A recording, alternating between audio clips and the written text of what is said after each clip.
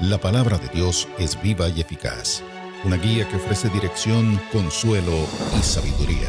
Tiene la capacidad de transformar vidas y conducir las personas hacia Dios. Bienvenidos a Por la Palabra, con el pastor Jorge Lucas Escribano. Muy buenos días y bienvenidos a Por la Palabra. Soy el pastor Jorge Lucas Escribano, pastor del Centro Cristiano Vida Abundante en Riverview, Bayamón, y para mí es una bendición estar contigo en este día para hablar de que Cristo es el Señor de todo, aquel que nos ama, que nos quiere bendecir, que quiere entrar en nuestras vidas, como dice Apocalipsis, capítulo 3, he aquí yo estoy a la puerta y llamo, si alguno oye mi voz y abre la puerta, entraré a él, cenaré con él y él conmigo. El Señor hoy, en este día, está tocando la puerta de tu corazón. Nuestra vida está asegurada en Cristo, porque Él está vivo oficiando como gran sumo sacerdote a la diestra del Padre. Y por eso tú y yo hoy podemos acercarnos confiadamente al trono de la gracia para alcanzar misericordia y oportuno socorro. De hecho, yo quiero invitarte hoy a que me llames al 787-6870, es el número de teléfono a llamar para tu petición de oración. También puedes entrar a la página de Facebook, el del Centro Cristiano Vida Abundante en Riverview, Bayamón. Recuerda que cuando creímos en Cristo como nuestro Señor y Salvador, eso tiene un efecto, que al aceptar a Cristo, nuestra vida muere con Cristo. Ese es el gran símbolo del bautismo, que entramos a las aguas y somos sepultados y morimos en Cristo. Pero al salir de esas aguas y ser levantados, resucitamos con Cristo.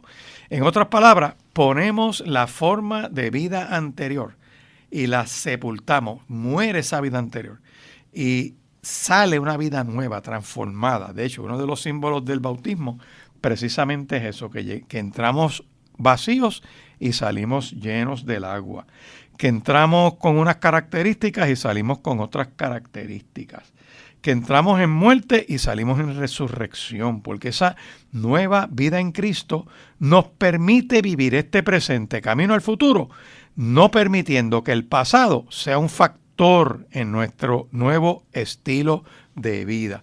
Así que yo te invito a que le creas a Cristo en este día, que lo aceptes como tu Señor y tu Salvador.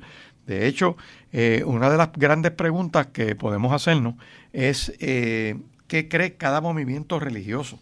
¿Qué plantea cada movimiento religioso? ¿Qué dijeron los diversos fundadores de religiones sobre sí mismos? ¿Qué dicen ellos de sí mismos? Y yo quiero compartirte una reflexión, y quiero usar también la epístola a Colosenses, que era una comunidad helenística con unas características bien parecidas al mundo occidental en el que vivimos, donde hay que predicarles que Cristo es el Señor de todo.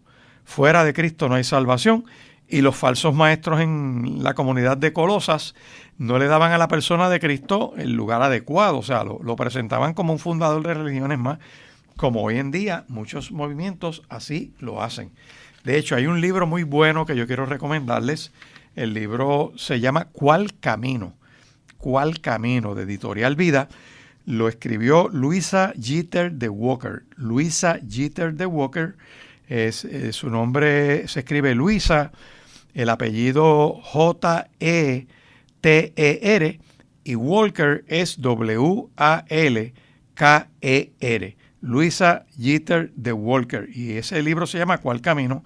Y tiene por lo menos un cuadro comparativo de creencias religiosas, donde te habla de la religión, te habla de la fuente de autoridad de esa religión, te habla del Dios de esa religión, te habla del concepto de pecado en esa religión, si es que lo tienen, del concepto de salvación de esa religión, si es que lo tienen, y de la vida futura, el escatón, lo que ha de venir en cada una de esas religiones. Y, por ejemplo, te habla de la teología de la liberación, te habla de la nueva era, de los Jesus Only, te habla del positivismo, te habla de Unity, te habla de la ciencia cristiana, te habla de los testigos de Jehová, el adventismo, los mormones, el liberalismo, el espiritismo, el catolicismo romano, el islam, el judaísmo y el evangelio de Jesucristo. Por lo menos tienes 15 manifestaciones religiosas distintas que recogen bastante de las creencias de toda la humanidad. Claro, fuera, aquí no está, ¿verdad?, los budistas, y hay otra serie de movimientos que se pueden buscar, los Bahá'í, y otros más que los podemos cubrir en otros programas, pero por lo menos este cuadro comparativo te da una idea muy buena. Por ejemplo, en el concepto de la nueva era, te habla de los espíritus, de Maitreya y la astrología. Ese es el concepto, de ahí viene la autoridad de ellos, imagínate, de los espíritus. Que cuando tú vas a la Biblia, esas manifestaciones espirituales son demoníacas. Tienes ahí como concepto de Dios un panteísmo. Satanás es el Dios de este mundo para la nueva era. El pecado, no hay principios de pecado. Pecado es que no hay principios. La salvación es la iluminación, las vibras, los morales absolutos, pero no se ponen de acuerdo en los morales absolutos. Y la vida futura es las reencarnaciones que te culminan en desarrollarte como deidad. Tú te conviertes en un ascensorista espiritual, vas subiendo de niveles por ti mismo, hasta que tú mismo logras, por así decir, desarrollarte al tal nivel de casi Dios. El hombre trata de salvarse a sí mismo. Esa es una de las manifestaciones de la nueva era. Cuando entras, por ejemplo, en el positivismo, puedes usar la Biblia y el verbo fe. Lo digo y lo recibo, lo declaro y ocurre. En ese positivismo yo genero el ambiente, en ese positivismo yo soy el que hago los cambios. El concepto de Dios es ortodoxo, trinitario. Eso no significa que han aceptado a Cristo como Señor y Salvador, sino que su propio positivismo los salva. El concepto de pecado, pues es ortodoxo, es tradicional. En el positivismo se habla de la fe en Cristo y la vida futura es pues la tradicional, la ortodoxa. Así que, pero el énfasis en cuanto a la autoridad es una mezcolanza de fe en la fe.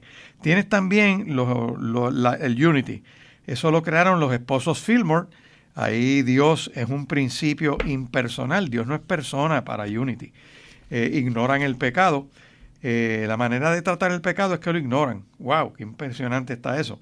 La salvación es el pensamiento positivo.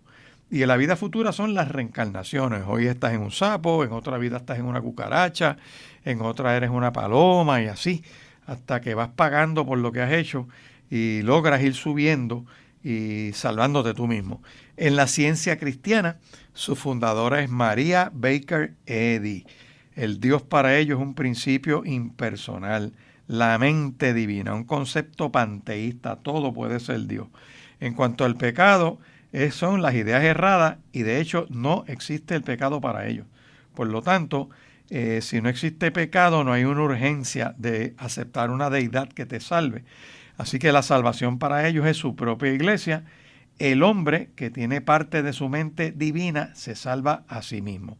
La vida futura, la muerte, el infierno y el cielo son ilusiones. O sea que para ellos no hay vida futura. Para ellos la muerte, el infierno y el cielo son ilusiones. ¡Wow! Vámonos con los testigos de Jehová.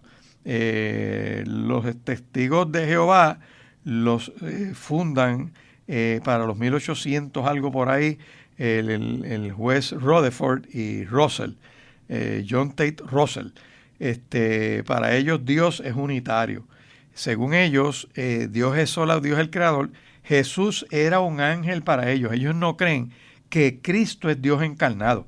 Por eso es que Primera de Juan te dice que todo aquel que no cree que Jesús ha venido en carne es del anticristo. Los testigos, por definición, los testigos de Jehová, los ruselistas, que eran el nombre original, pues son del anticristo. Eso es una realidad que no podemos soslayar, está ahí porque esa es su creencia.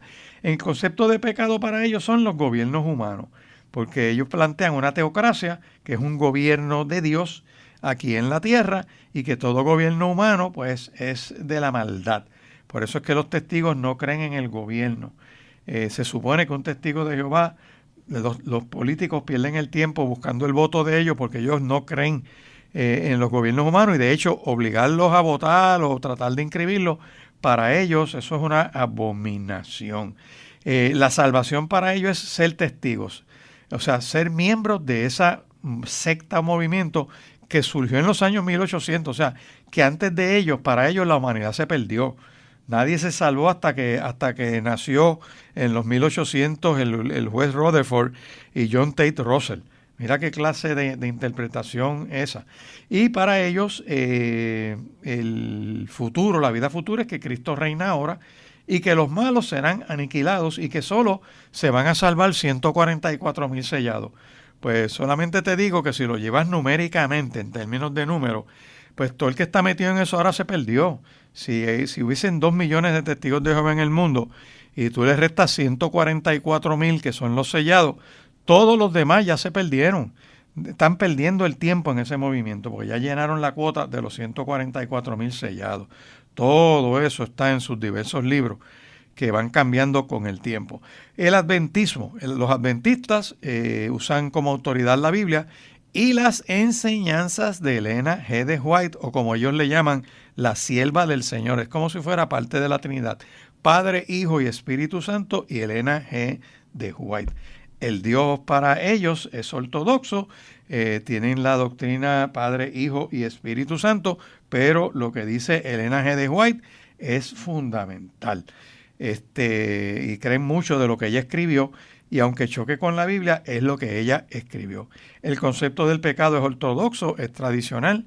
La salvación es ortodoxa también y tradicional, es en Cristo, pero tienen un pequeño problema de que se salvan también guardando los rituales judíos, como guardar el sábado, tienen que llevar unas dietas, no comer carne de cerdo y todo este tipo de cosas, que son elementos que apuntan a la insuficiencia de Cristo. No basta creer en Cristo, sino que tienes que guardar el sábado también. Y en cuanto a la vida futura, creen en la aniquilación o el cielo. Eso es todo lo que plantean.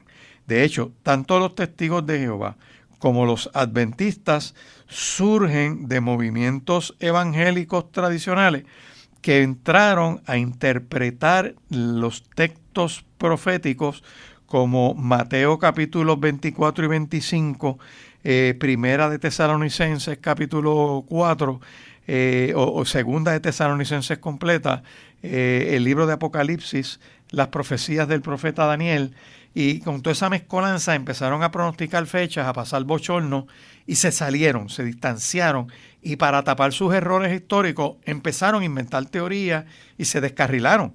Es como pasa en Puerto Rico todo este movimiento que empieza con una líder pentecostal que están en Atorrey por allí, los mitas. Los mitas fue una falange que se desprende de la Iglesia de Dios Pentecostal en Puerto Rico, donde una de sus líderes, una sierva de Dios, se llamaba, Dios mío, se me pasa el nombre. Ahorita viene a la memoria ese nombre. Está Juanita García Peraza.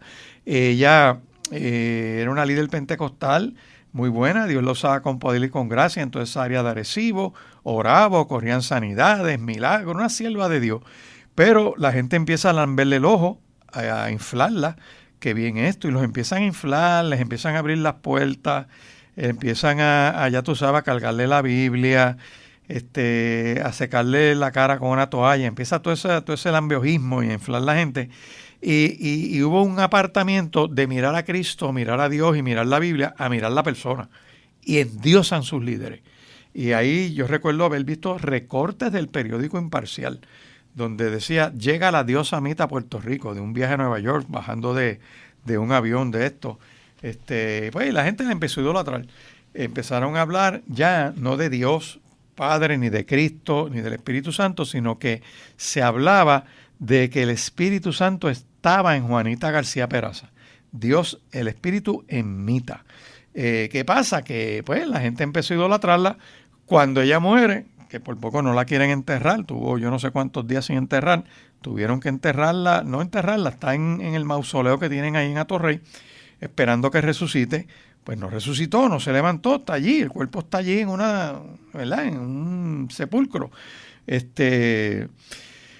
Pues el líder que la siguió, pues hablaban de que como ella no resucitó, nadie pudo ver ese cumplimiento profético. Dijeron, no, sí resucitó, lo que pasa es que ahora está en Aarón.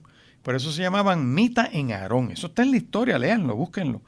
y tienen Biblia y todo, y son gente buena, gente de Dios. Yo conozco mucha gente que practica esto de los mitos y son gente buena, como hay positivistas buenos. Lo que pasa es que teológicamente están apartados del Evangelio. Pues murió Aarón el otro día, así que es Mita en Aarón y en la que está ahora, que no recuerdo el nombre.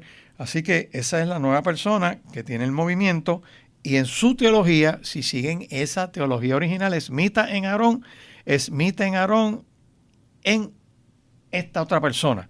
Así que eso es una realidad en cuanto a lo que es su creencia. Es bien interesante, ¿verdad?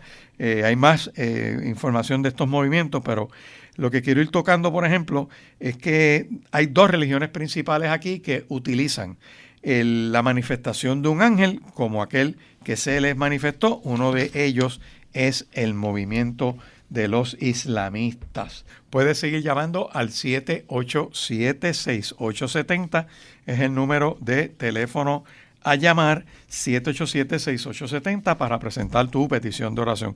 Te estoy hablando de movimientos religiosos que tienen unas manifestaciones que se originan en una revelación de un ángel hablada al fundador de esa religión. Te hablé de que Mahoma alegó que él estaba meditando dentro de una cueva cerca de la Meca, allá en el año 613 de la era cristiana. O sea, yo quiero recordarte que Mahoma no está en la Biblia, que los islamistas no son bíblicos, que los islamistas se fundan en los años 612, 613 por ahí, y que toman como revelación partes de la Biblia y las manifestaciones de ese arcángel Gabriel, que se le aparece en un sueño a Mahoma y le dio un mensaje, después se le aparece en otro más. El Islam enseña que el Espíritu Santo es solo una emanación de Dios y no es persona. Ya tú vas viendo que esa enseñanza se aparta de la Biblia.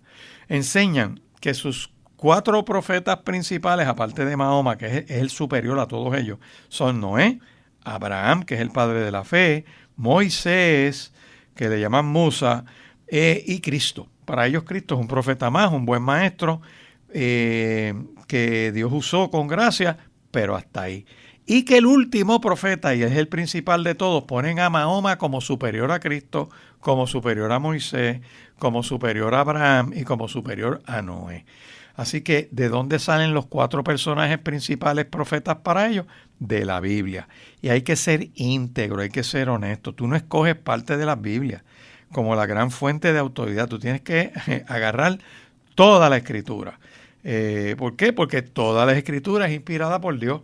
Entonces, acomodar a Mahoma, que no está en esa revelación ni del siglo I, ni de antes de Cristo, ni en la ni Cristo lo anunció, se pegan en Deuteronomio capítulo 18 y verso 18, cuando el mismo Moisés dice que después de mí va a venir uno y describe al Mesías. El Mesías no es otro que Cristo. Mira, para ir haciendo un análisis un poquito objetivo sobre esto, el nacimiento de Mahoma no fue profetizado por ningún profeta. Su lugar de nacimiento tampoco. Cuando nació, no se manifestaron los ángeles en el cielo, que se abrieran los cielos, que le dijeran a los pastores en las vigilias de la noche: vayan a la ciudad de Belén, que os ha nacido un Salvador, que es Cristo el Señor. Ningún ángel se le apareció a la mamá para revelarle en sueños que estaba embarazada. Ningún ángel se le apareció a su papá para decirle que su esposa estaba embarazada y que lo que había concebido era del Espíritu Santo. No existe un profeta que haya revelado que iba a ser un exiliado político que tenía que irse a Egipto porque el Herodes lo iba a matar. Eso tú no lo tienes. No tienes el que regresaba desde Egipto, que de Egipto traje a mi ungido. No tienes eso. No tienes el evento de la manifestación de los magos del Oriente, que representan las diversas naciones de la tierra, entre ellos los descendientes de Ismael, que fueron ellos a postrarse ante Cristo. Nada de eso ocurre con el nacimiento de Mahoma, ni su vida. Tampoco hay nada de su niñez, tampoco hay nada de su obra. haciendo milagros, portentos y prodigios. Tampoco vemos que sus enseñanzas fueran con autoridad y que tuviera poder sobre los tiempos, poder sobre los demonios, poder sobre las enfermedades, que pueda hacer la revelación del escatón, que es lo que ha de venir, toda esa manifestación de lo que va a ser en las ocurrencias al final de los tiempos. Nada de eso contiene el Islam. El Islam solamente te plantea un paraíso o un infierno. Y un paraíso que se entra de cierta manera. En el caso de los hombres, pues rodeados de 12 mujeres, y logran en una guerra santa llevarse enredado la mitad de la humanidad que puedan llevarse. Por eso usted ve todos esos actos terroristas que son alimentados por estos fanáticos, ¿verdad? Que no todos lo son, que no todos están en ese desvío, pero para lograr hacer eso tienes que pasar el paso básico de esa fe que plantea que la suerte del infiel tiene que ser la muerte. O sea, que el que no se convierta, pues la suerte es la muerte, hay que limpiarlo. Básicamente, esos son, para que veas el origen. El origen empieza en una cueva, en un sueño, en una visión de un ángel, y el apóstol Pablo dice, el que venga un ángel y le predique otro evangelio, ese ángel es un anatema. 787-6870 es el teléfono a llamar. Por eso tenemos que mirar que hoy en día estos movimientos religiosos que tengan una visión fundada en un ángel no tienen base bíblica. Como muy bien dice el apóstol Pablo, mira, el que crea en eso está creyendo en un ángel que es un anatema. Y lo dice 2 veces. Mira, si yo te predico un evangelio que es distinto al que está aprendido en las Escrituras, el que crea, el ángel que le dice eso, ese ángel es un maldito. Así que por esta causa, dice él, yo doblo mis rodillas ante el Padre para que ustedes no sean desviados de la sana doctrina. Pero si quieres repasarlo, vete al libro de Gálatas, capítulo 3 por ahí, que empieza a hablar de lo que es el espíritu que se recibe por la fe, el pacto de Dios con Abraham, que le creyó a Dios y se le contó por justicia, que los que son, dice, saben, por tanto, que los que son de fe, estos son hijos de Abraham. Así que descendientes de Abraham, que es por la fe, pero es en ese Mesías que habría de venir. Por eso dicen Abraham que en él serían benditas todas las naciones de la tierra. De modo que los que son de la fe de Abraham son bendecidos con el creyente Abraham. Y esto es bien, bien importante que nosotros lo repasemos. Así que busca bien el origen de lo que tú estás creyendo, qué plantea la religión que tú crees, cuál es su origen, tomando como base la epístola a Colosenses, lo que el apóstol Pablo le habla a esta iglesia que estaba en una comunidad helenística con una mentalidad de una, por así decir, un sancocho de religiones y de mezclas y cosas, tratando de tomar los diferentes elementos de varias religiones para presentar su propia versión de estilo de vida. Obviamente eso plantea un marco ético variable, porque la persona crea su propia deidad, no le responde a esa deidad y por lo tanto la usa a su antojo. Estas personas, en cuanto a Cristo, pues se admiraban de que era un buen maestro, se admiraban de que era un buen profeta, pero hasta ahí no lo aceptaban como Señor y Salvador ni como Dios. Como sabemos, el cristianismo plantea que Cristo es Dios encarnado y que en ese evangelio, por ejemplo, tienes Dios en 3 personas. Es uno en esencia, Padre, Hijo y Espíritu Santo, y lo vemos desde el comienzo de las Escrituras, en el Génesis, que el Espíritu se mueve sobre la faz de las aguas. Cristo habla en esa creación, también habla Dios y Cristo hace. Todo fue creado por medio de Él y para Él. Por lo tanto, Padre, Hijo y Espíritu Santo se manifiestan en esa creación. De hecho, el Evangelio de Juan te dice que en el principio era el verbo era con Dios y el verbo era Dios. Y que todo fue hecho por medio de Él y para Él. También Colosenses lo plantea, Hebreos capítulo 1 lo plantea, que Dios habló de muchas maneras, en estos tiempos nos habla por medio del Hijo, que es Cristo, y que es el resplandor de esa gloria de Dios, es de la misma sustancia, como dice en el original, de la misma hipostasis, es Dios mismo. Así que por eso es que tienes que mirar quién es Cristo y quién es el fundador de cada religión. Ya mencionamos en la primera parte que dijo Mahoma de sí mismo. No pudo decir que era el camino, que es la verdad y que es la vida, porque él sabe que no lo era. Tuvo que mirar la escritura, tuvo que mirar ese Antiguo Testamento para tomar unas porciones de ese Antiguo Testamento y citarlas como base de su revelación, que le dio un ángel en una cueva, que cuando te vas a las epístolas pastorales te vas a dar cuenta que si un ángel viniera del cielo y te anunciara otro evangelio distinto al evangelio de Jesucristo, el tal sea maldito. Ese ángel es un anatema. Así que ya con eso tienes que ir mirando que hubo otro movimiento, otra religión que surge mucho después. Esta surge 17 siglos después de ese siglo primero, o 18 siglos después, que es la fundada por John Smith, que son los mormones, el mormonismo. ¿De dónde sale esa gente, verdad?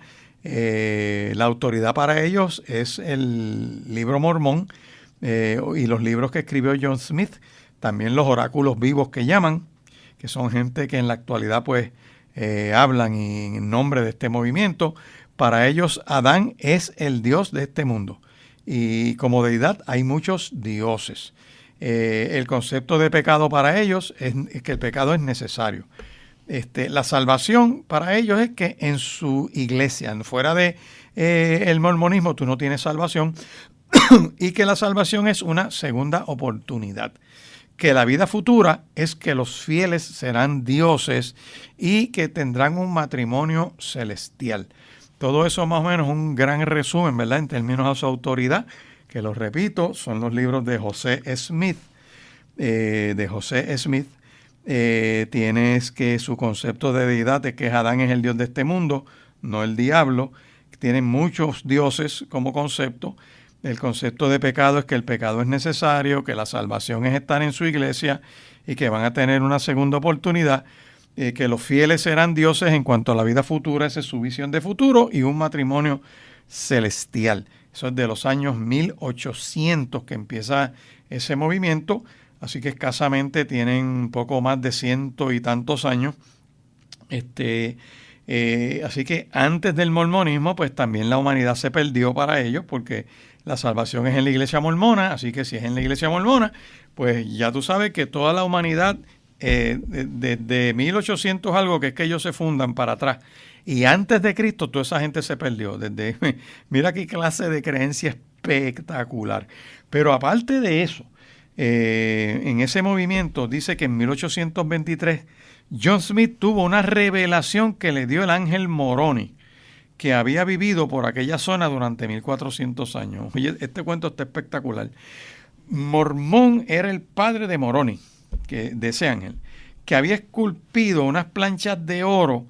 En esa plancha de oro que había esculpido estaba la historia de su pueblo, que cuando su pueblo estaba a punto de ser exterminado por sus enemigos, Mormón le había dado a Moroni las instrucciones de haber enterrado esas planchas en un cerro cerca de lo que hoy es Palmira, Nueva York. ¡Wow! Como dice el de las comentaristas deportivos, ¡wow, papo! O sea, aquí no estamos hablando de Israel, aquí no estamos hablando del Medio Oriente, aquí ni siquiera estamos hablando de Abraham como el padre de la fe, aquí no estamos hablando de otras corrientes de pensamiento. Es que ese ángel le reveló dónde se hallaban las placas de oro que estaban esculpidas y le prestó unas piedras milagrosas que parecían lentes, a las cuales llamó Urim y Tumim. Eso es tomado de la Biblia. Cuando te dice que Dios hablaba y la gente buscando palabras iban a donde el sacerdote y tenían ese pectoral y se presentaban en oración, y eso llamaban Urim y Tumim. pues dice que esos lentes de piedra eran como unos espejuelos en piedra, o como unas lupas en piedra, eran Urim y Tumim. ¿Y eso de dónde sale ese concepto? De la Biblia. O sea que John Smith estuvo influenciado por las Escrituras.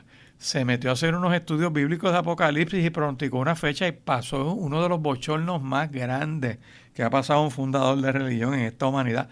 Pronosticar una fecha del regreso de Cristo porque él creyó en Cristo en un momento dado. Pero como le salió mal el pronóstico, pues se defraudó y se apartó. Y empezó con este tipo de cuentos, que con esas piedras milagrosas a manera de lente se podía leer la historia en las planchas de oro, en un lenguaje que John Smith le llamó egipcio reformado. O sea, un tipo que yo no sé si fue a la escuela, pero conocía el egipcio tradicional, los jeroglíficos tradicionales y los jeroglíficos reformados. Pero aquí viene bien el cuento más espectacular, que con las planchas de oro y los lentes, José Smith se sentó detrás de una cortina donde nadie lo podía ver y le dictó a un amigo la traducción de esas planchas de oro que según él estaban en egipcio reformado. Que después que él hace ese acto de dictar toda esa traducción, estaría muchísimos días, le devuelve todo al ángel Moroni. Y el ángel Moroni se lleva esas placas de oro con todo y espejuelos de piedra. Eso se desaparece, no hay manera de hallar esa arqueología.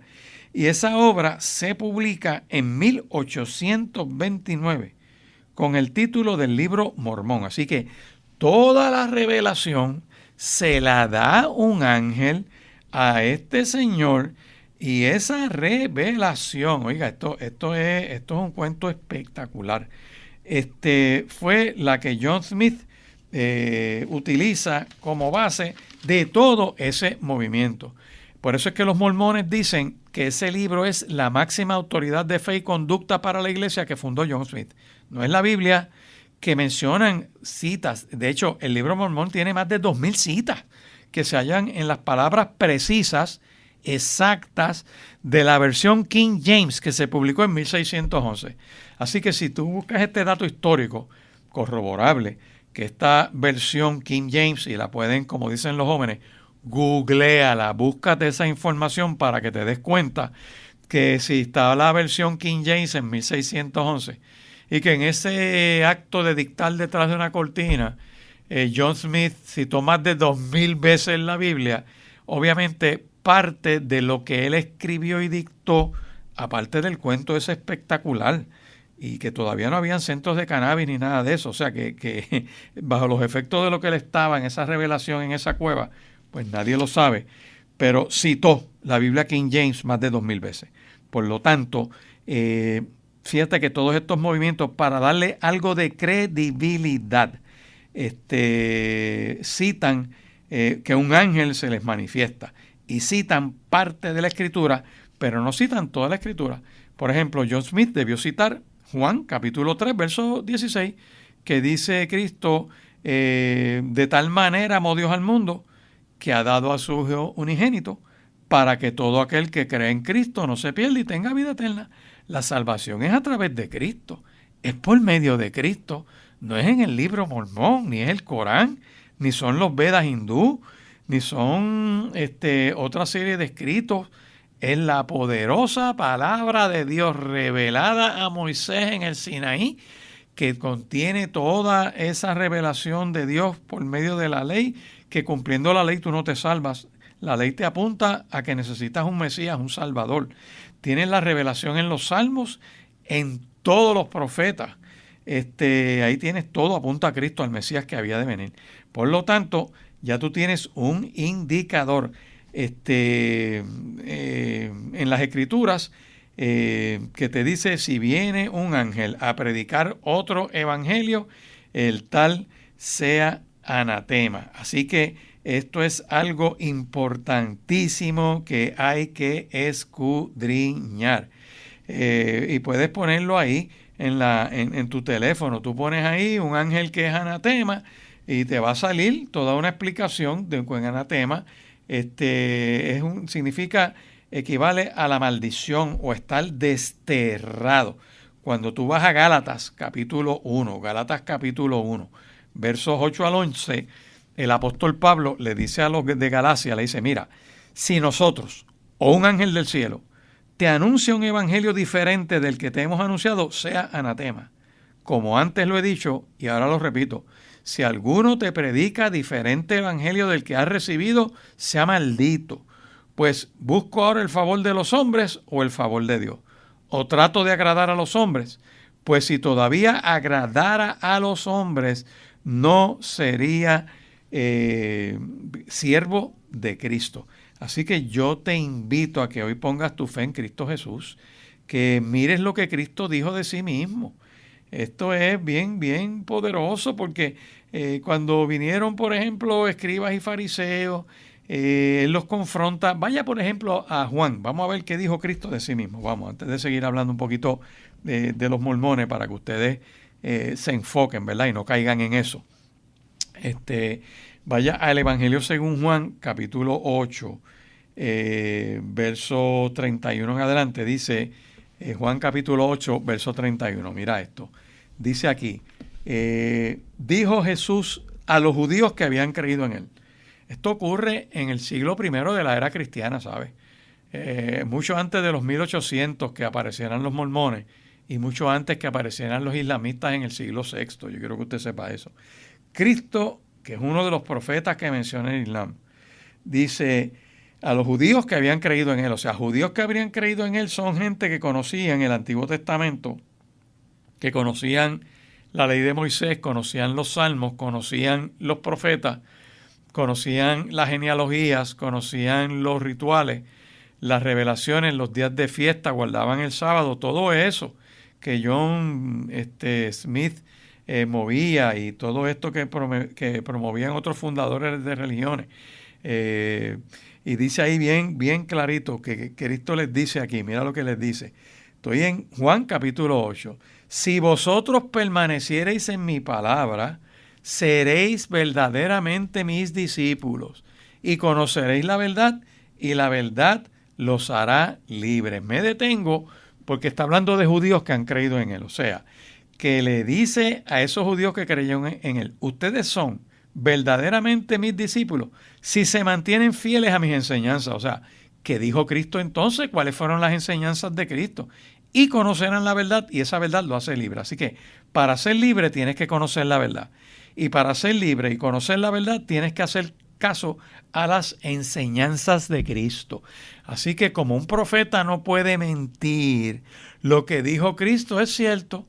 Y si lo que dijo es Cristo choca con lo que dijo Mahoma, si lo que dijo Cristo choca con lo que dicen todos esos imanes que están por ahí dando bandazos en el siglo XXI o lo que escribieron los del siglo XX y siglo XIX y siglo XVIII y XVII hasta el siglo VI, Cristo es superior a Moisés, Cristo es superior a Melquisedec, Cristo es superior al sacerdocio, Cristo es superior a la ley, Cristo es superior al altar, Cristo es superior a los rituales, Cristo es superior a todo profeta.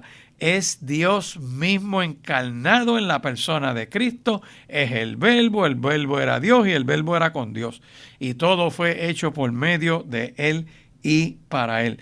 Pues Cristo le dice a ellos, bien claro, este evangelio de Juan es poderoso. Ustedes son verdaderamente mis discípulos, si se mantienen fieles a mis enseñanzas. Así que todo el que no esté en las enseñanzas de Cristo no es discípulo de Cristo. Todos los que no están fieles a las enseñanzas de Cristo no conocen la verdad. Y si no conoces la verdad, no eres libre. Y si no conoces la verdad, estás cegado por el Dios de este siglo. Andas en la mentira. ¿Qué le responden los judíos a Cristo? Vaya ahí a Juan, capítulo 8. Es que esto está poderoso, déjame decirte. Es la importancia de escudriñar los textos de la Escritura. Yo te invito a que hagas caso y eches mano de esta palabra poderosa, que eches mano de esta vida eterna que es en Cristo Jesús, que no pierdas la oportunidad de tener fe en Cristo, que no pierdas la oportunidad de recibirlo como tu Señor y tu Salvador. Y es una buena oportunidad de tú llamar al 787-6870. Es decir, pastor, necesito que oren por mí. Yo quiero alzar mis ojos a esa revelación profética de Dios. aquel que mi socorro viene del Señor que hizo los cielos y la tierra. Puedes seguir llamando 787-6870 para tu petición de oración. Te estoy hablando de las enseñanzas del apóstol Pablo confrontando la mentalidad de los colosenses allá, esta mentalidad helenística que ha bastante afectado el mundo occidental, que es en el que nosotros vivimos, en el que nos movemos. Te estoy diciendo, reflexiona en lo que han dicho todos estos fundadores de religiones. A manera de resumen, te he hablado de dos movimientos religiosos que el apóstol Pablo los confronta y le dice, mira, si un ángel te predica otro evangelio distinto al que te he enseñado, ese ángel es un maldito y te engaña. Y ya viste que el fundador de los mormones alega haber tenido una revelación de un ángel estrambótica, espectacular, que le dictó o que le reveló dónde estaban unas placas de oro ahí escondidas en unos montes de Nueva York. Increíble. Y de ahí sale todo ese movimiento mormón. Y por eso, y después se tuvieron que ir de Nueva York por una serie de hechos históricos y aterrizaron en Utah, por allá abajo. Y allá se metieron. Y el apóstol Pablo confronta todas esas enseñanzas, ¿verdad? Hay mucha información muy buena de todos estos movimientos, que tú puedes, si lees la historia bien, te vas a dar cuenta que están apartados de las Escrituras, están apartados de lo que es la palabra de Dios. Y tienes que mirar lo que Cristo dijo de sí mismo, porque eso nos va a ayudar a ver, contrastarlo con lo que dijo, por ejemplo, Mahoma, con lo que dijo John Smith, con lo que dijo Elena G. de White, con lo que dijo John Bates, con lo que han dicho el juez Rutherford y otros más a través de la historia, para que puedas ubicarte en lo que tú estás creyendo, de dónde salió lo que tú estás creyendo y qué base bíblica pueda tener eso. Así que cuando tú miras Colosas, la iglesia de Colosas en el siglo I, te vas a dar cuenta que esos maestros promovían la idea que solo los que trataban su cuerpo de cierta manera, se humillaban, se sometían a rituales, llevaban cierto tipo de dieta, pues podían tener una revelación y un acercamiento a Dios, ¿verdad? Pero nada de eso sirve. Cuando tú vas a Colosenses capítulo 2, el mismo apóstol Pablo dice, mira, todas esas abstención de alimentos, seguir reglas, guardar el sábado, humillarte, tratar tu cuerpo con dureza, no sirve para dominar ni los malos pensamientos ni los malos deseos. Eso no te limpia de pecado. Pueden ser disciplinas buenas para el cuerpo, quizás llevar una dieta te ayude un poco a tu salud, pero no te da salvación. Así que estos falsos maestros promovían una idea de que solo los que tienen un conocimiento completo de la verdad, conocimiento completo de la verdad como ellos la enseñan, pues el que no crea como ellos creen, pues no pueden experimentar y tener una madurez espiritual correcta. Por lo tanto, cada vez que tú ves un predicador que te diga, es que yo no sé si usted me entiende, porque es que esto es una gran revelación, pues eso está inflado, eso no conoce las Escrituras, es un neófito, y la gloria es para él o para ella. Son estos que tienen esas revelaciones únicas de ellos. Ellos están como en la Trinidad, son Padre, Hijo y Espíritu Santo y ellos. Y tú tienes que dejar de oír eso. Son unos falsantes, son gente que manipulan las personas. Fíjate que muchas de sus enseñanzas van dirigidas a sacarte el dinero, a hacerte creer que si tú crees como ellos, pues tú estás bien. Fíjate que siempre están grabando algo, lo transmiten. Esta es la última profecía, esto es una alerta roja. Esto siempre están retratados con un gorrito como si fueran judíos. Están retratándose en el Muro de las Lamentaciones, o tienen detrás el domo de la mezquita en Jerusalén. Tú sabes, tienen un negocio montado con esto. Siempre están vendiendo pasajes para Israel. Te están llevando a tierras palestinas. Te venden los mantos con los flecos. Te venden las bufandas. Te venden potecitos con arena del Sinaí. Te venden aceite de los olivares, del monte de los olivos. Perdonen que use esta expresión, pero lo que tienen es un comercio. Dirían en la calle un joseo. Una venta, una quincalla con elementos de fe, y todo te aparta de la mente de Cristo. O sea, de aceptar a Cristo como Señor y Salvador. Por eso es que la epístola a Colosenses dice, oye, Cristo es Señor de todo. No puedes apartarte de Cristo. Por eso es que Cristo le dice en Juan capítulo 8 a toda esta gente, le dice, oye, si tú conoces la verdad te hace libre. Así que si no estás en las enseñanzas de Cristo, estás en la mentira y no eres libre. Estás atado por el Dios de este siglo. Como dice segunda de Timoteo capítulo 2, verso 26, que estás atado por el diablo, cautivo a voluntad de Satanás. Porque o estás con Satanás o estás con Cristo.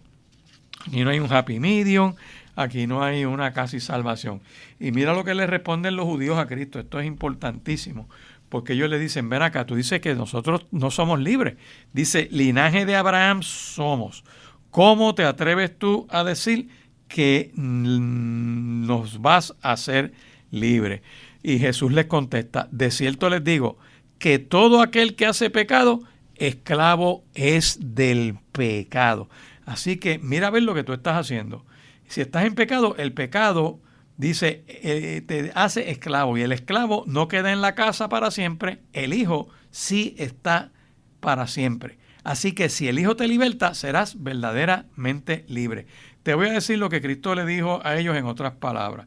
Ellos le dicen, mira, nosotros no somos esclavos nada, es lo que le dicen a Cristo. Así que nunca hemos sido esclavos de nadie. ¿Por qué tú dices que nos harás libres? Aquí ellos se olvidan que fueron esclavos en Egipto. Estamos hablando de Cristo es el Señor de todos, que la epístola del apóstol Pablo a los colosenses, a la iglesia de Colosa, es bien pertinente para el siglo XXI, para Puerto Rico, donde tanta contaminación y tanta cosa estamos viendo con corrientes de pensamiento que te desenfocan de Cristo. Y te mencionaba diversos movimientos que son confrontados con esta enseñanza de Cristo. Y uno de los llamados que he hecho en esta primera hora es a que piense que he dicho los diversos fundadores de las diversas religiones que dicen de sí mismos. Y estoy tocando en esta parte del programa que Cristo es presentado como absolutamente preeminente y perfectamente adecuado para el cristiano y para todo aquel que necesita salvación. La vida cristiana, explicaba Pablo, es realmente la vida del Cristo interno que Dios manifiesta a través del creyente. En otras palabras, que al aceptar a Jesucristo por la fe, Él viene a morar dentro de nosotros, a habitar dentro de nosotros por la obra del Espíritu Santo. Y como decía el apóstol Pablo, ya no vivo yo, mas vive Cristo en mí. Y te mencionaba un libro muy bueno, lo recomendó en la primera hora, que lo compren. El libro se llama ¿Cuál camino? De Louisa Jeter de Walker. Se escribe Louisa J-E-T-E-R de Walker, W-A-L-K-E-R. Louisa fue misionera por muchos años en Sudamérica, misionera de las Asambleas de Dios, y escribe este libro que se utiliza mucho en institutos bíblicos, en universidades, para considerar por lo menos 15 movimientos religiosos, y habla de la religión, de la autoridad de esa religión, el concepto de Dios en esa religión, el concepto de pecado, el concepto de salvación y el escatón, la vida futura que plantean estas religiones.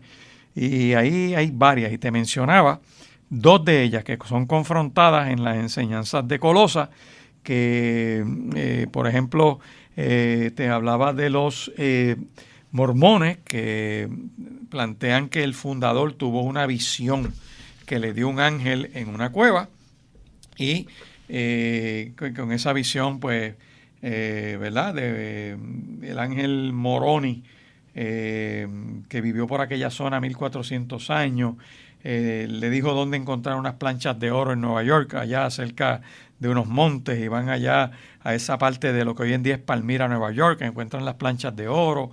Él allá usa unos espejuelos de piedra que el ángel se los dio, y que se metió detrás de una cortina y le dictó el libro Mormón, que es grandísimo. Eso tiene miles de palabras ese libro. Así que para que esas planchas de oro estuvieran esculpidas en un lenguaje de egipcio reformado, como decía John Smith, pues eran miles de planchas de oro. O la escritura tenía que estar escrita de forma tal en un microscopio, que no existían para en los 1800 que es que se funda esa religión.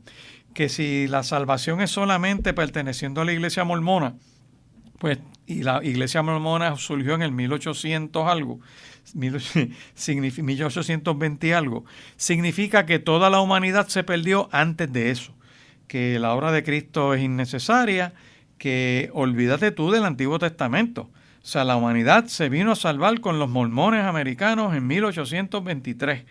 ¡Wow, papo! Como decía el comentarista deportivo, pero eso está ahí. Usted busca el libro de esta señora Louisa Walker, te da un asomo que te da otras fuentes que tú puedes buscar para que entiendas, ¿verdad?, que todo el que alega que un ángel le fue revelado por un ángel el fundamento de su religión, pues ese ángel, dice la epístola que ya te leímos del apóstol Pablo, que ese ángel es un anatema, que si viene un ángel a predicarte otro evangelio distinto al que tú has conocido, no le hagas caso, el tal es anatema.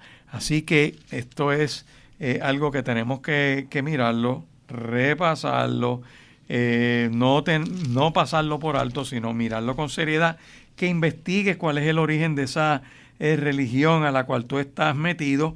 Pide que Cristo te alumbre los ojos del entendimiento para que no estés descarrilado, para que no estés en la falsa doctrina, para que no estés desconectado de esa realidad de Dios. Y la otra pregunta es, piensa qué ha dicho el fundador de esa religión, y te llevé a Juan capítulo 8, que Cristo le dijo a estos judíos que habían creído en él.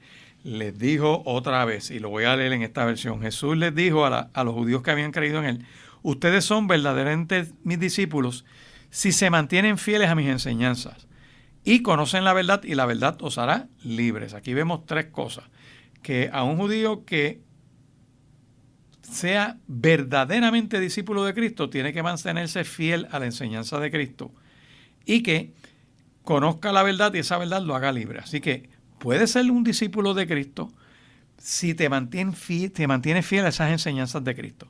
Si te mantienes fiel a las enseñanzas de Cristo, conoces la verdad. Y si manteniéndote fiel a esa enseñanza de Cristo conoces la verdad, esa verdad te hace libre. Por eso es que nosotros les decimos a todos estos que son acusados criminalmente que no se dejen llevar por las pamplinas de los abogados y de todas estas mentalidades, que metan embustes, que fabriquen clientes, todo este tipo de cosas, que gracias a Dios en Puerto Rico no tenemos esa práctica legal, ¿verdad?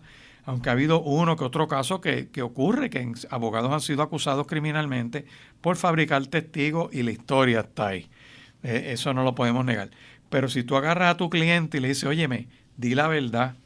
Tú sabes una cosa, que cuando tú cometes un crimen y te agarran y te acusan, y tú aprovechas el juicio en vez de callarte la boca para que te prueben tu caso y ocurra lo que ocurra ahí, que tienes un derecho a permanecer callado, y ese derecho está para evitar los abusos del Estado que te obliguen a hablar por medio de engaño, por las golpizas que le daban antes, por amenazarle a mujeres a quitarle sus hijos.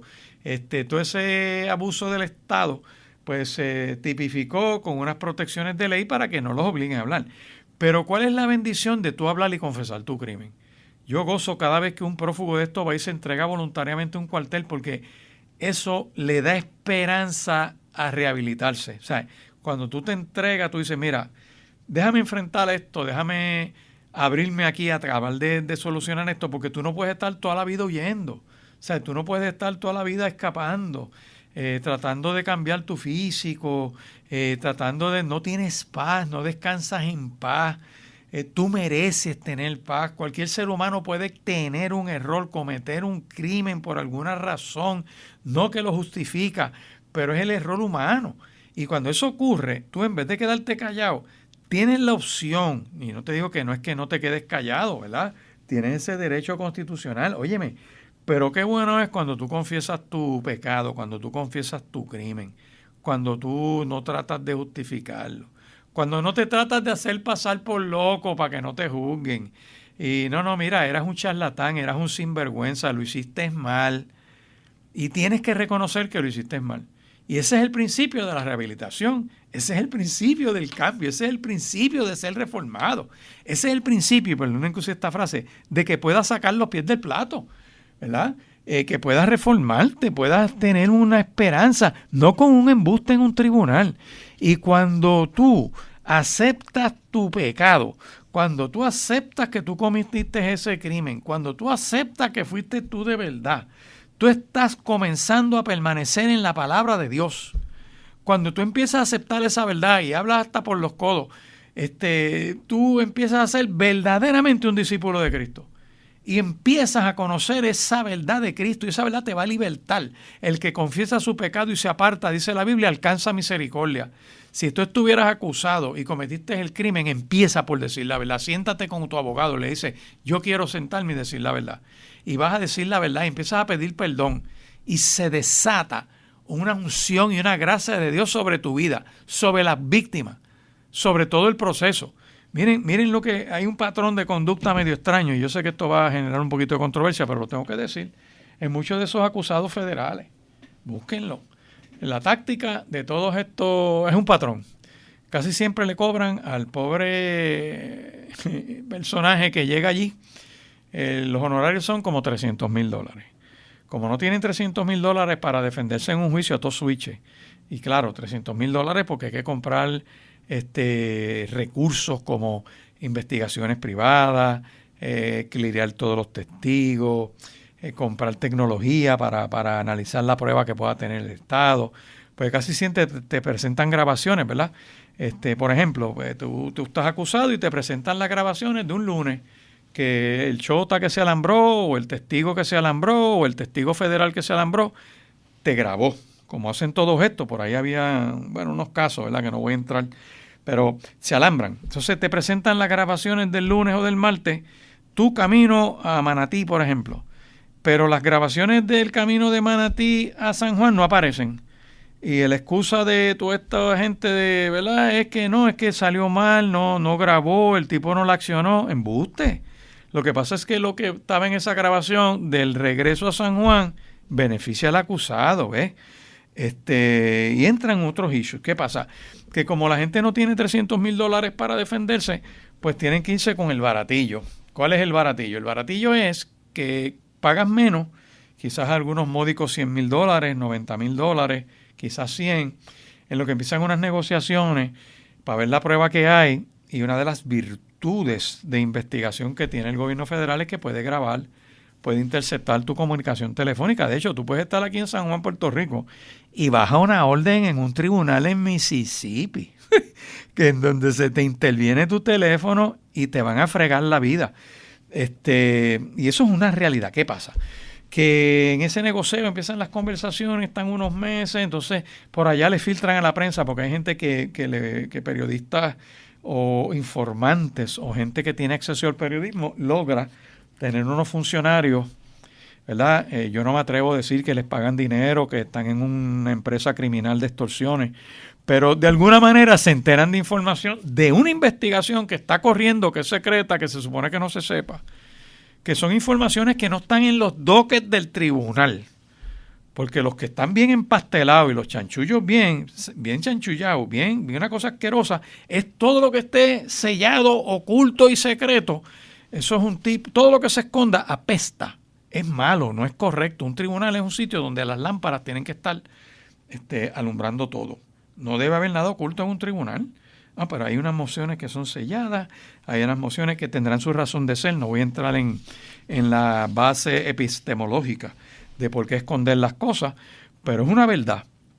Cuando tú ves que en un sitio que se supone que sea el quirófano donde tienes las lámparas, están los cirujanos y te van a abrir para tratar de sanarte, que es lo que se supone que es un tribunal, todo está expuesto, no debe haber nada oculto. Por eso es que hay que mirar con sospecha todas esas reglas de privilegio, que es la excepción a que la verdad entre a ser considerada por el tribunal. Eso es una regla de privilegio que tiene su razón de ser. No las estoy atacando. Para aquellos que vayan a venir después a criticar el programa, estoy exponiendo la verdad. Pero ¿por qué traigo todo este tipo de cosas? Porque hay que hacer un análisis objetivo, crítico, de cómo tú escudriñas esa verdad. Y cuando empiezas a escudriñar esa verdad, te vas a dar cuenta que es necesario que tú seas libre que por eso es que te traigo todo este ejemplo de la cuestión judicial. Si tú fueras acusado y estuviera en ese mundo federal, no trataría de hipotecar hasta el alma para tratar de pelear si es que cometí el delito. Porque si lo cometí, el mejor camino es sentarme y declarar yo. De hecho, si soy inocente, por más grabaciones que tengan, por más pruebas que tengan, yo me tengo que sentar a declarar. Si soy inocente, ese es mi consejo. ¿Por qué? Porque no tengo nada que esconder. Entonces te van a decir, lo que pasa es que si tú te sientas a declarar, te van a hacer 20 preguntas de otras cosas que tú hiciste que no tienen que ver nada con el caso, pero te atacan tu reputación y te intimidan y te meten miedo. Y con eso le puedes cuadrar el caso a la fiscalía.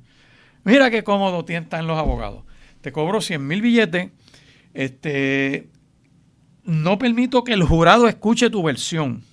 Mira qué interesante, porque cuando tú te quedas callado la boca, el gobierno está disparando contra ti todo el tiempo, toda la prueba, que hay parte de las grabaciones, no vas a tener todas las grabaciones, acuérdense de eso, no vas a tener todos los documentos, y te van a mandar un fiscal de allá de Hong Kong, de Mississippi, menos de Puerto Rico, porque lo tienen que traer de afuera. Y entonces, todo el tiempo están hablando de algo que tú hiciste que quizás no necesariamente lo hiciste en los casos que no lo hiciste. Estoy siendo claro, el que es culpable es otra cosa, el que cometió el crimen es otra cosa, pero estos que son inocentes, que no lo hicieron, deben tener un turno de hablarle al jurado a dar una explicación. De decirme, mira, esto es lo que pasó, sí, hay ese pago, sí, hay tal cosa, sí, hay esa llamada, esta grabación hay esto, pero la otra parte dice esto otro, que el tipo no es que no lo grabó, es que lo borraron o no quiso grabarlo, o como lo comprometía, porque el problema es cuando el que es testigo le miente al gobierno, le da parcialmente una versión y tiene que tapar sus embustes también. Hay gente que ha escapado en la vida, ¿sabes? Yo recuerdo aquella empresa criminal que tenía la policía, que secuestraron a unos joyeros y todo. De toda esa gente escaparon un par de abogados que siguieron en la vida, llegaron a posiciones interesantes en la vida, pero estuvieron en esa pandilla criminal. Pero como se hicieron testigos, declararon, salieron por la puerta ancha. Eso es una verdad. Pero si yo soy acusado y soy inocente, por más prueba que haya contra mí, necesito un turno de que el jurado escuche mi versión. Y un jurado con una versión informada, no solo la versión del Estado atacándote. Que no tengo los $300,000 para defenderme, no importa, pues me voy pelado yo solo, que el Estado me ponga un abogado. Pero peleo como gato boca arriba.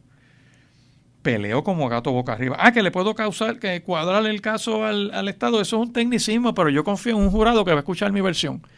Y cuando la gente escucha la verdad, escúchame esto, es como cuando tú viene un hijo tuyo y te da una versión y te dice una cosa, pero cuando viene el otro y habla, espérate, tú empiezas a conjugar ambas versiones. Y esa parte del sentido común, de esa conciencia que Dios te puso, opera, se llama el entendimiento. Y ese entendimiento, tú sabes si tus hijos te están mintiendo, si te estás haciendo parcial. Lo mismo ocurre con los jurados cuando escuchan las versiones, pero si estás escuchando nada más que la del Estado, todo el tiempo, esto es un corrupto, estos son los papeles, esto es lo que hay, y no das tu versión, privas a ese jurado de conocer tu conocimiento, de tener acceso a ese conocimiento de lo que pasó y cómo fue que pasó y cómo lo interpretan. Así que esto es fundamental para tú poder defenderte. ¿Cuál es mi base? Aquí está. Juan capítulo 8, versos 31 en adelante. Si permanezco en la palabra de Dios. La palabra de Dios es que tengo que ser veraz. Mi sí sea sí y mi no sea no. Soy verdaderamente un discípulo de Cristo. Conozco la verdad. Esa verdad me hace libre. Estos hombres reaccionaron diciéndoles que nunca hemos sido esclavos de nadie. Estos son una interpretación tuya, y se olvidaron de que ellos fueron esclavos en Egipto. Y Cristo le dice, de cierto te digo, que todo aquel que hace pecado es esclavo del pecado, y el esclavo no queda en la casa para siempre, sino que el hijo queda para siempre. Dime qué estás haciendo. Tú puedes creerte que eres el linaje de Abraham, pero de verdad yo quiero decirte una cosa. Cristo les contesta, les digo la verdad.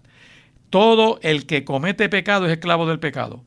Un esclavo no es un miembro permanente de la familia, pero un hijo sí forma parte de la familia para siempre. Así que si el hijo los hace libres, ustedes son verdaderamente libres. claro que me doy cuenta de que son descendientes de Abraham, porque ellos le dijeron, somos descendientes de Abraham y nunca hemos sido ¿verdad? Esclavos, como tú dices. Y Jesús les tiene que dar durísimo. Jesús les dice, así que si ustedes son hijos de Abraham, mira cómo lo dice aquí, si el Hijo te libertare, seréis verdaderamente libres. Verso 37 de Juan capítulo 8. Sé que sois descendientes de Abraham, pero procuran matarme porque mi palabra no haya cabida en vosotros. Yo les hablo lo que he visto acerca del Padre, y vosotros hacéis lo que habéis oído acerca de vuestro Padre. En otra versión dice aquí que Cristo les contesta, les digo la verdad, que todo el que comete pecado es esclavo del pecado. Un esclavo no es un miembro permanente de la familia. Un hijo sí forma parte de la familia para siempre. Así que si el Hijo los hace libres, ustedes son verdaderamente libres. Todos en Cristo. No es en Buda, no es en Mahoma, no es en John Tate, no es en el juez Rutherford, no es ni en ninguno de estos movimientos, ni en John Smith, es en Cristo. Y le dice algo más. Claro que me doy cuenta que son descendientes de Abraham. Aún así, algunos de ustedes procuran matarme porque no tienen lugar para mí mensaje en su corazón. Yo les cuento lo que vi cuando estaba con mi padre, pero ustedes siguen el consejo de su padre. Ellos le dicen en el verso 39, nuestro padre es Abraham. Y él le dice, no, le responde Jesús. Pero si realmente fueran hijos de Abraham, seguirían su ejemplo, que era la fe en el Mesías que habría de venir. Nosotros no somos hijos ilegítimos, le responden estos judíos. Y Dios mismo es nuestro verdadero Padre. Cristo aquí les mete caña y les dice, si Dios fuera su Padre, ustedes me amarían, porque he venido a ustedes de parte de Dios. No estoy aquí por mi propia cuenta, sino que Él me envió. ¿Por qué no pueden entender lo que les digo? Es porque ni siquiera toleran oírme, porque ustedes son hijos de su padre, el diablo, y les encanta hacer las cosas malvadas que él hace. Él ha sido asesino desde el principio y siempre ha odiado la verdad, porque en él no hay verdad. Cuando miente, actúa de acuerdo a su naturaleza, porque es mentiroso y padre de mentira. Por eso, es natural que no me crean cuando les digo la verdad. ¿Quién de ustedes puede con toda sinceridad acusarme de pecado? Y si les digo la verdad, ¿por qué entonces no me creen? Los que pertenecen a Dios escuchan con gusto las palabras de Dios, pero ustedes no las escuchan porque no pertenecen a Dios. 787-6870 es el teléfono a llamar. Necesito en esta hora que hagas la llamada para que presentes tu petición de oración, porque tomamos esta información y oramos por estas peticiones. Puedes seguir llamando al 787-6870. Te estoy hablando en este programa de que Cristo es el Señor de todo. Te mencioné dos movimientos religiosos que sus fundadores son los que vieron una revelación de un ángel, que la palabra confronta eso como anatema, como algo falso, que hay que mirar a Cristo, hay que mirar lo que han dicho los mismos fundadores de religiones sobre lo que es mover en el que tú estás, que ha dicho el fundador de tu movimiento.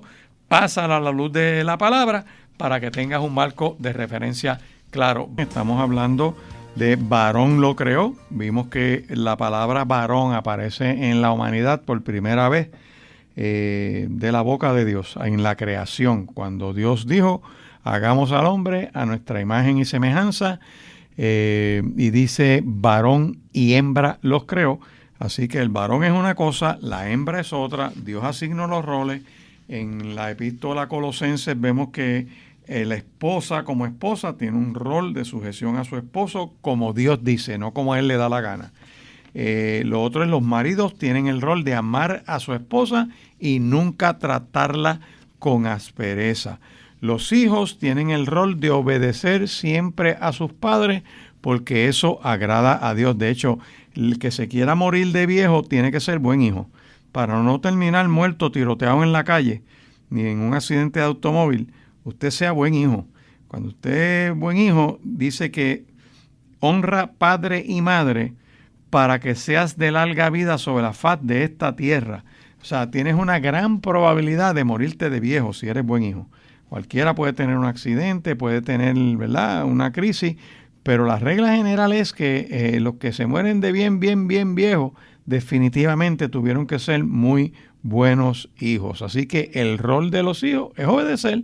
El rol de los padres precisamente es criar a esos hijos, no cantaletearles, no exasperarlos para que no se desanimen. Así que vemos que hay unos roles, las familias tienen unos roles y si los cumplen se desarrollan bien y la sociedad en general pues se desarrolla en crecimiento, se sostiene y es una buena nación. Ahora, yo creo prudente que hablando de lo que es el rol de hombre, mirar unos conceptos que están en el libro de Génesis y en el libro de Éxodo, que esto no es mío, esto es tomado de una reflexión del año 2012 del rabino Jonathan Sacks, de allá de Inglaterra, que ya partió con el Señor hace un tiempo. Y yo creo que una de las características del hombre precisamente es que asuma responsabilidad.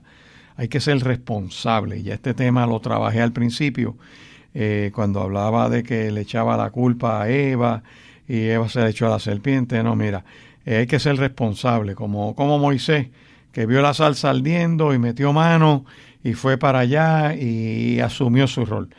Como José, que no solamente tuvo sueños, sino que también los interpretaba. Y además de eso, José es el único que se reúnen en él tres cosas. Tenía sueños, interpretaba sueños, pero tenía la capacidad de hacer cumplir los sueños.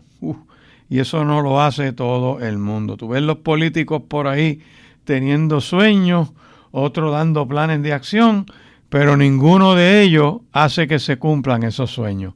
Necesitamos gobernantes como José, que no estén con las pandillas de género ni nada de este tipo de cosas. Yo le doy durísimo a eso porque como la meta ahora es trastear niños, los tengo que exponer públicamente y quitarles la careta para que la gente sepa quiénes son y dónde están y el peligro que son.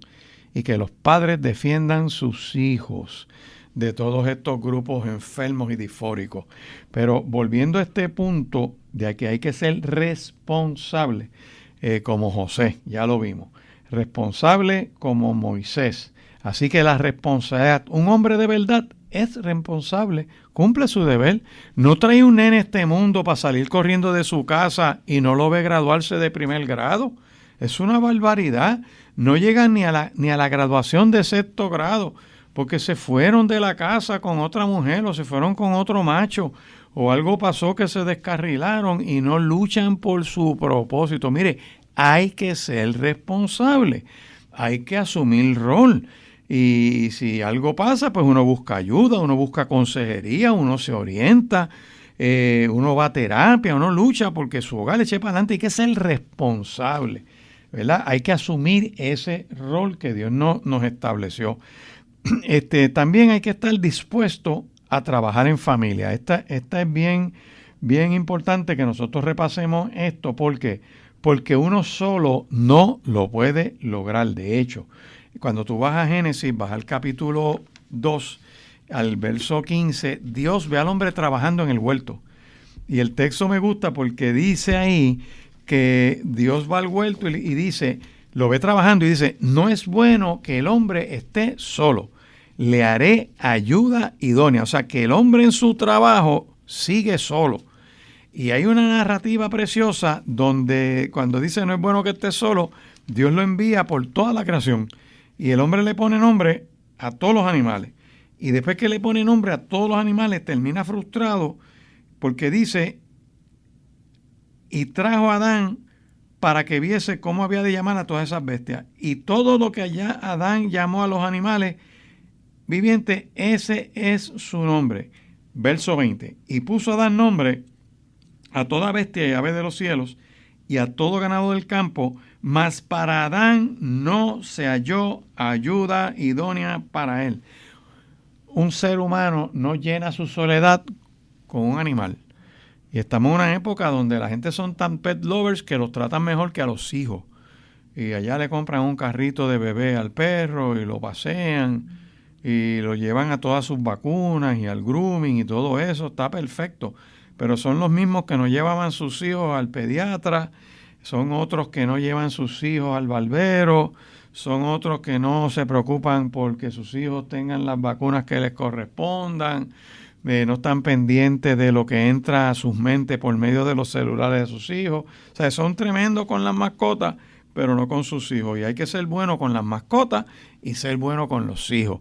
Pero primero son los hijos que las mascotas. Sencillito, ¿verdad? Así que hay que cumplir ese deber, hay que ser responsable. Y cuando Dios lo vio solo, dijo, no es bueno que esté solo. Pues cuando tú ves ese verso 20 que dice que para Adán no se halló ayuda idónea para él, Dios establece un proceso para llenar la soledad del hombre. Y dice bien claro el verso 22, y para que se gocen todos estos grupos libertinos, dice aquí que de la costilla que Jehová Dios tomó del hombre, hizo una mujer y la trajo al hombre. No le hizo otro macho, no le hizo un transexual, no le dio un animal, sino que le hizo una mujer y la hace Dios. No la hizo la sociedad, no es un constructo social, no es una determinación de la población, no es una teoría social, no. Ser hombre y ser mujer son dos cosas totalmente distintas. De hecho, la mujer es diferente al hombre y el hombre es diferente a la mujer, comenzando con los huesos del cuerpo. En la cabeza, en la parte de atrás, los huesos son diferentes, su palatino es diferente dentro de la boca. Tenemos lo que llaman la manzana de Adán. Yo vi una vez a alguien que hacía ese chiste, decía, las mujeres, lo que pasa es que le dieron a comer al hombre de la manzana y por eso es que él la tiene en el cuello todavía atragantada allí, y tú le puedes ver ese hueso que sobresale, ¿verdad? O ese cartílago del cuerpo. A las mujeres no se le nota tanto. Así que tú tienes esa distinción. Tienes, por ejemplo, la pelvis, que es totalmente distinta del hombre y en la mujer. En forma, en dimensión, vas a tener, por ejemplo, el cerebro es totalmente diferente. El de la mujer, el del hombre pesa más que el de la mujer. Hay diferencia en materia blanca y materia gris en cuanto a cantidad de materia. El alambraje o la operación de ese cerebro, como funciona entre los hemisferios en la mujer, más linealmente en el hombre. En fin, hay unas grandes diferencias biológicas. Sus órganos reproductivos, que eso no te lo van a decir todos estos grupitos. Ningún hombre va a menstruar, ningún hombre puede parir, ninguna mujer va a eyacular, porque son totalmente distintos y eso incide en su ánimo. Por eso es que hay menopausia y por eso es que hay andropausia, como dicen por ahí, y se manifiesta en la conducta.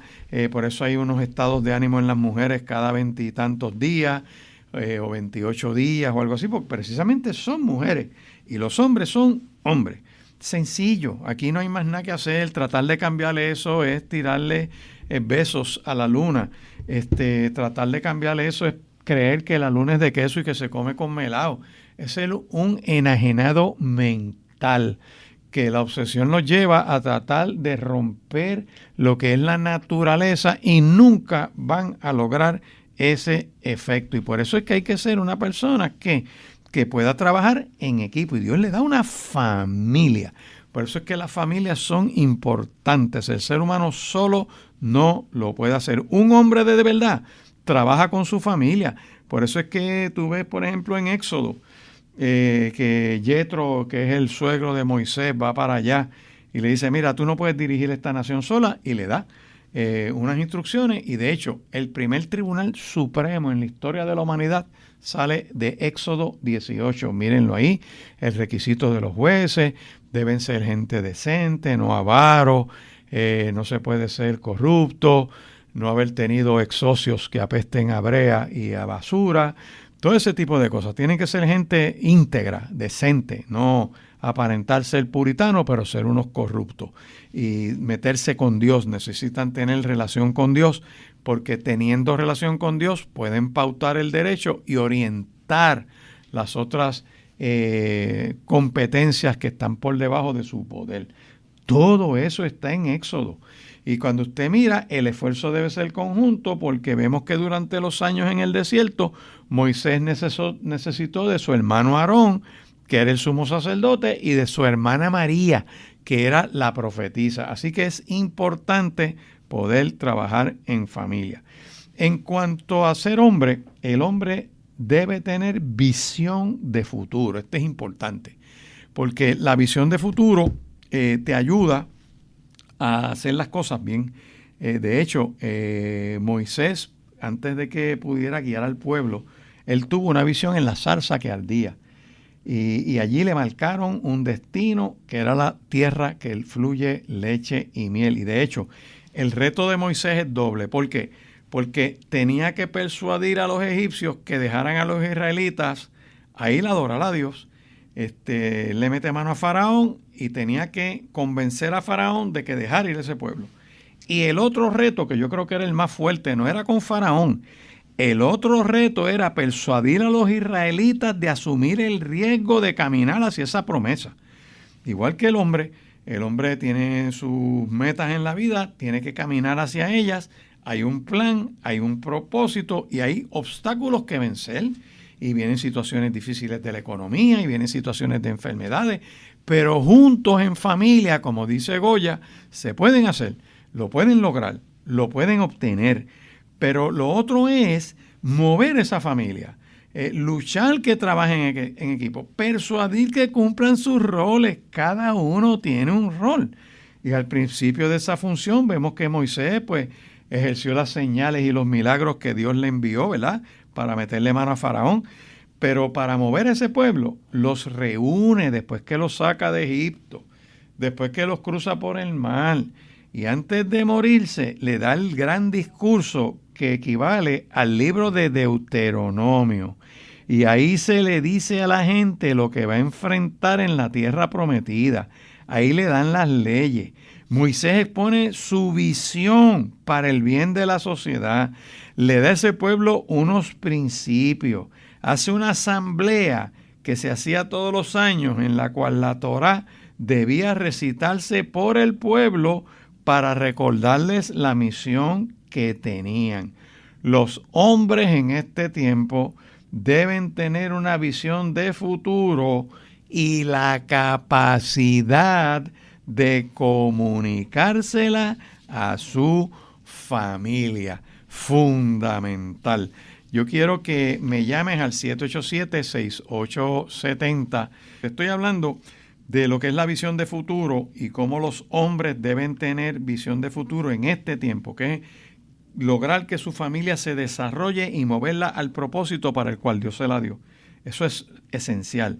Y en adición a eso, tener la capacidad de comunicar esa visión a esa familia para que juntos puedan crecer, desarrollarse y hacer lo que tienen que hacer, que cada uno cumpla ese propósito. Y para esto no hay que ser religioso, para esto lo que hay que hacer es ser una persona decente, íntegra, de valores, tener propósito y respetar a Dios, hacer las cosas como Dios dice. Que esto es un hombre que yo lo conozco, que es un médico, tiene su esposa, lo he visto desarrollarse, trabajar duro ambos, cómo desarrollan 3 hijos, ver cómo él le dedica tiempo a esos hijos. Son 2 médicos, tienen mucho trabajo, gente bien laboriosa, pero tú notas que el tiempo que el hombre tenía disponible, eso era jugando con sus hijos, haciéndose tiradas ahí con el guante, la bola, le puso una malla ahí de fútbol. El tipo juega con ellos, tú ves que salen algunos fines de semana, tú ves que tienen sus uniformes, tú ves que el tipo le mete mano a eso, la mamá participa en eso. Eso es un equipo precioso de familia, que tienen unos propósitos y hacen otras cosas. Tú ves que se van de vacaciones también, todo el mundo, y los he visto crecer, desarrollarse.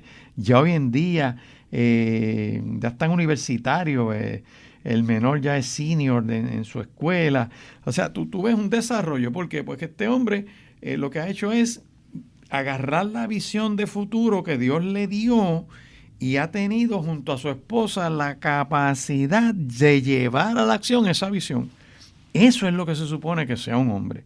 También para ser hombre hay que tener disposición de aprender de Dios por medio de la palabra de Dios. Y uno de los requisitos que Dios le dio, fíjate qué interesante, en el libro de Deuteronomio, tú tienes que repasar el capítulo 17. Mira qué cosa. Y si los gobernantes en Puerto Rico, bendito el gobernador y los senadores y los representantes y los del gabinete y los alcaldes y sus asambleas municipales siguieran esto,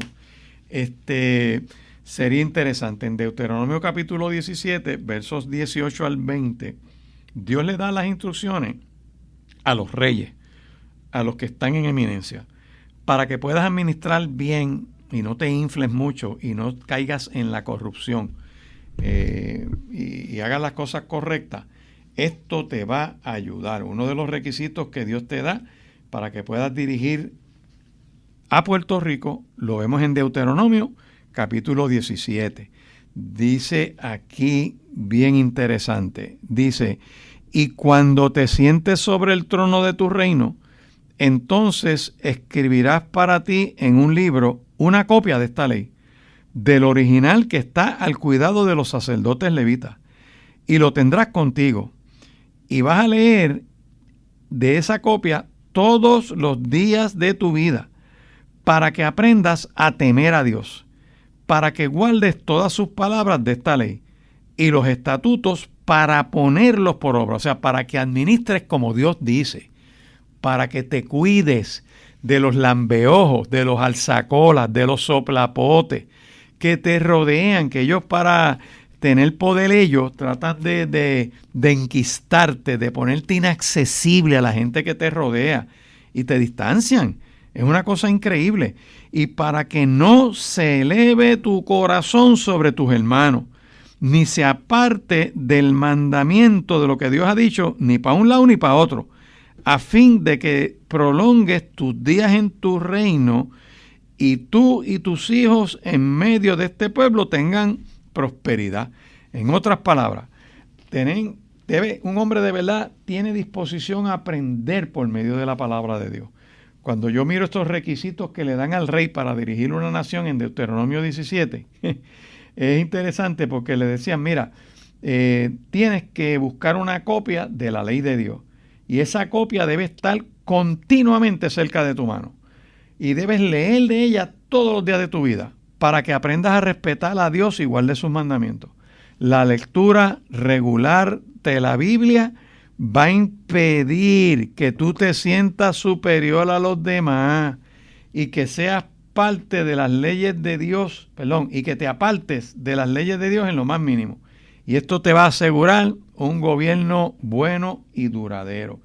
Yo recuerdo una vez un testimonio de un amigo abogado que lo nombra un gobernador a ser su ayudante, y es interesante porque él decía que él estaba allá en la fortaleza y en los primeros meses del gobierno, pues el gobernador lo llamaba, fulano, cogía el teléfono y lo llamaba por teléfono, fulano, necesito verte un momento, vente para acá. Dice, al tiempo, él dejó de llamarme y me llamaba la secretaria. Cuando lo llamaba, allí tenían como un carrito y ahí el tipo se preparaba un trago y el gobernador le servía un trago a su amigo. Y hablaban, o se tomaban un jugo o algo allí. ¿Qué pasa? Que dice, a los meses me llamaba la secretaria y ya él no me preparaba el trago, me lo preparaba otra persona. Ya al tiempo, ya yo no le decía fulano, ni él me decía fulano, sino que él me llamaba y yo le estaba diciendo gobernador. Se creó una distancia.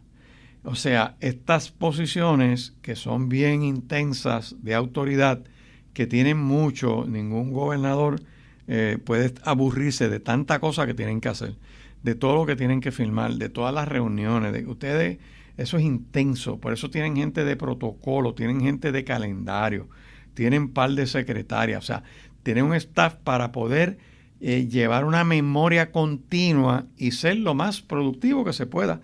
Por eso tienen ayudantes que tienen que trabajar en diversas áreas. Pero aquí voy, el tener conexión con Dios frecuente los ayuda a no ser unos engreídos que se distancien de su pueblo. En estos minutos que me quedan de programa, puedes seguir llamando al 787-6870. Te he dado unos consejos, ¿verdad? Para ser hombre requiere reconocer los errores, confesarlos y corregirlos para tener una nueva oportunidad. Un hombre de verdad confiesa su pecado. Un hombre de verdad admite su error. Si cometiste un delito, siéntate con tu abogado y di, mira, yo quiero confesar, yo quiero quitarme esta carga de encima. Sí, tengo derecho a permanecer callado, todo lo que diga puede ser usado en mi contra, pero esta carga yo la voy a soltar, yo no voy a permitir que eso ate el resto de mi vida. Así que recuerda que todo eso te ayuda a ser un hombre de verdad. 787-6870. Estamos todos los domingos en el Centro Cristiano Vida Abundante, en Riverview, Bayamón, en la esquina del Cementerio Nacional con la calle 1. Allí a tu orden. Los domingos como hoy, a las 9 de la mañana empieza el primer culto que termina a las 10:30. Y nuestra segunda reunión es a las 11:20, que dura hasta la 1 de la tarde, y también los niños a las 11:20 se congregan en su templo, que se llama Casa Elim, Casa del Niño, el Templo del Niño, así que están bienvenidos hoy. Los martes a las 7:30 de la noche tenemos estudio bíblico, los miércoles a las 9 de la mañana, culto de oración en vivo, allí puedes ir miércoles y yo te espero. Yo soy Jorge Lucas Escribano, Dios te bendiga y Dios te guarde. Gracias por acompañarnos a Por la Palabra. Si el tema de hoy ha tocado tu corazón, escríbenos al correo porlapalabraccva@gmail.com. Y recuerda que la palabra de Dios es lámpara a nuestros pies y breda a nuestros